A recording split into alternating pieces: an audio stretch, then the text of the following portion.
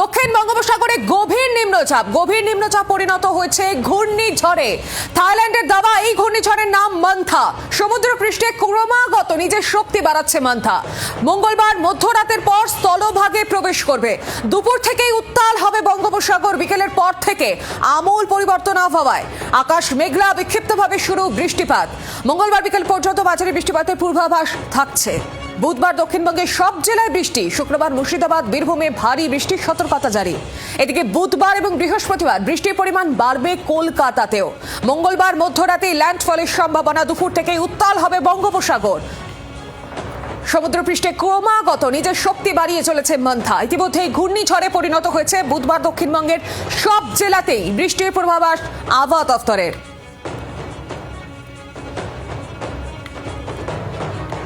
মঙ্গলবার বিকেল পর্যন্ত মাঝারি বৃষ্টিপাতের পূর্বাভাস দেওয়া হচ্ছে। এদিকে বুধবার দক্ষিণবঙ্গের সব জেলাতেই বৃষ্টি হবে। ইতিমধ্যে অন্ধ্রপ্রদেশের কাকিনাড়াতে ল্যান্ডফল হবে বলে জানা যাচ্ছে আবহাওয়া দপ্তরের তরফে।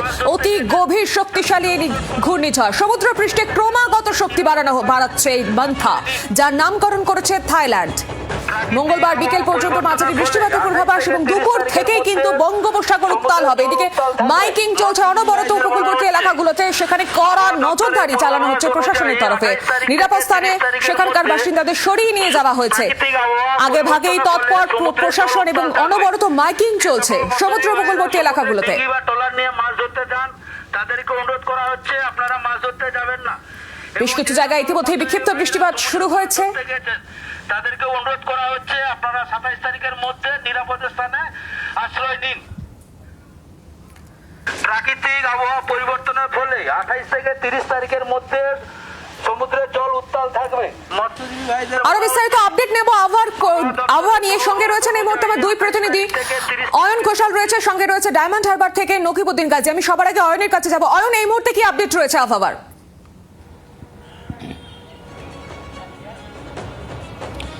সর্বশেষ উপগ্রহ চিত্র অনুযায়ী শক্তিশালী ঘূর্ণিঝড় মান্থা, তার দূরত্ব তামিলনাড়ু থেকে 620 কিলোমিটার।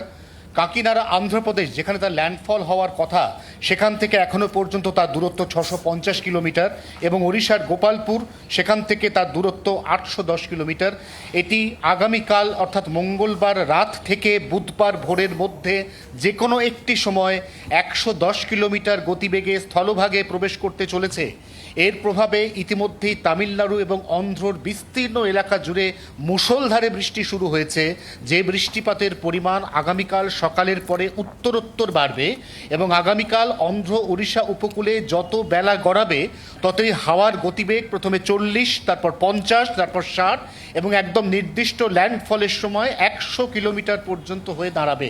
পশ্চিমবঙ্গের প্রভাব পড়তে চলেছে আজ বিকেলের পর থেকে। আজকে উপকূলের জেলায় বিক্ষিপ্ত বৃষ্টি, কাল সেই বৃষ্টিপাতের পরিমাণ অনেকটাই বাড়বে।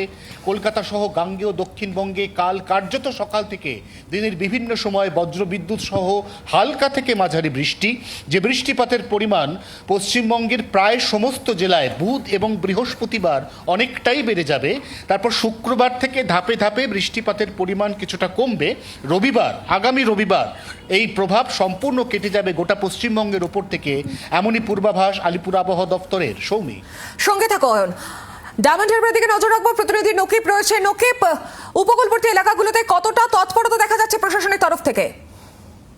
দেখো, তোমাকে বলে রাখি যে বিশেষ করে যে প্রাকৃতিক বিপর্যয় বারবার এরকম ঝড় এলে বা বৃষ্টির যে পূর্বাভাস থাকে তখনই কিন্তু প্রশাসনের পক্ষ থেকে অনেক আগে থেকেই প্রস্তুতি নেয়। সেটা সেইভাবে কিন্তু দক্ষিণ 24 পরগনা উপকূলবর্তী এলাকায় বিশেষ করে সাগর, নামখানা, কাকদ্বীপ, পাথর প্রতিমা এবং বকখালি, মৌসুমী এইসব এলাকায় যে উপকূলবর্তী এলাকা, সেই সব এলাকায় মানুষকে এমনি সতর্ক করা দেওয়া হয়েছে প্রশাসনের পক্ষ থেকে। এবং পাশাপাশি তোমায় বলে রাখি, মাইকিং চালাচ্ছে গঙ্গাসাগর, নামখানা এলাকায়, যেখানে প্রচার যে মূলত যে এই যে মান্থানের যে প্রভাব পড়তে পারে এই উপকূলবর্তী এলাকায়, দক্ষিণ 24 পরগনা, সুন্দরবনের উপকূলবর্তী এলাকায় এই যে মান্থানের যতটা প্রভাব পড়বে তার আগেই থেকে প্রশাসন প্রস্তুত। ইতিমধ্যেই মাইকিং এর মাধ্যমে সেই সতর্কবার্তা দেওয়া হচ্ছে। এবং তোমাকে বলে রাখি যে এই জেলা প্রশাসনের পক্ষ থেকে নির্দেশিকা দেওয়া হয়েছে যে যাতে কোনোভাবে কোনো অপ্রীতিকর ঘটনা না ঘটে, সেই কারণে কিন্তু আগে থেকে প্রস্তুত দেওয়া হয়েছে। কারণ এর আগে যেসব ঝড় হয়েছে, যে প্রাকৃতিক বিপর্যয় হয়েছে, তার থেকে শিক্ষা নেই কিন্তু আগে থেকেই তারা কিন্তু এই সতর্ক মধ্যে দিয়েই মানুষকে সচেতনতার মাধ্যমে এবং নিজেদেরকে প্রস্তুত থাকার জন্য যে যে বিষয় থাকে সেই বিষয়ে কিন্তু তারা প্রস্তুতি ইতিমধ্যে নিয়েছে বলে এমনটাই দেখা যাচ্ছে। বাংলার আওয়াজ, বাঙালির আবেগ, জি 24 ঘন্টা।